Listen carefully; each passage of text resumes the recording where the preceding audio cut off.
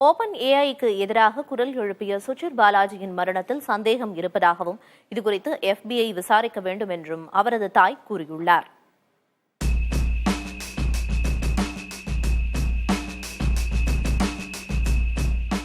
உலக புகழ்பெற்ற செயற்கை நுண்ணறிவு செயலியான ChatGPT-யை உருவாக்கிய ஓபன் ஏஐ நிறுவனத்தில் பணியாற்றிய இந்திய வம்சாவளியினரான சுஷிர் பாலாஜி, ஓபன் ஏஐ நிறுவனம் அரசின் காப்புரிமை விதிகளுக்கு மாறாக செயல்படுவதாக குற்றஞ்சாட்டி அதிலிருந்து வெளியேறிய சுஷிர் பாலாஜி அந்நிறுவனத்திற்கு எதிராக ஊடகங்களின் உதவியுடன் சட்ட போராட்டங்களை முன்னெடுக்க முனைந்தார்.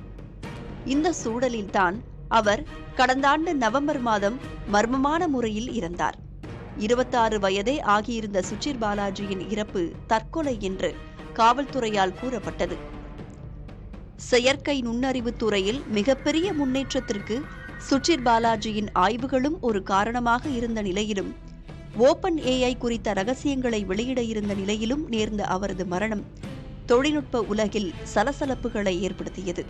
இந்நிலையில் தன் மகன் சுஷிர் பாலாஜி மரணத்தில் சந்தேகம் இருப்பதாக கூறியுள்ளார் தாய் பூர்ணிமா ராமராவ்.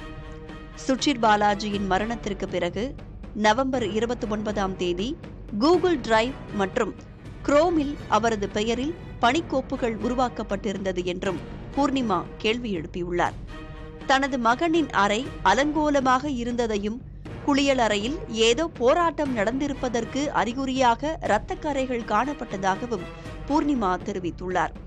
இது எல்லாவற்றையும் விட தனியார் மருத்துவர்களை கொண்டு மகனின் உடலில் பரிசோதனை மேற்கொண்டதாகவும், அவர்கள் அளித்த அறிக்கை காவல்துறையின் அறிக்கைக்கு முரணாக இருந்தது என்றும் பூர்ணிமா கூறியுள்ளார்.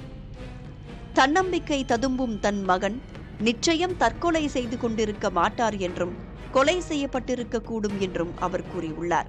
இந்த இறப்பு குறித்து சுயாதீனமான விசாரணை நடத்த வேண்டும் என அவரது பெற்றோர் வலியுறுத்துகின்றனர்.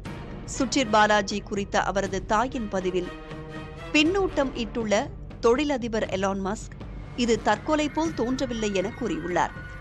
ஏஐ தொழில்நுட்ப உலகின் மிகப்பெரிய முறைகேடுகளை அம்பலப்படுத்த முனைந்த இந்திய இளைஞரின் மரணம் தொடர்பான முறையான விசாரணை நடைபெற்று ரகசியங்கள் வெளிச்சத்திற்கு வந்தால் அது தொழில்நுட்ப உலகில் புயலை ஏற்படுத்தும் என்று எதிர்பார்க்கப்படுகிறது.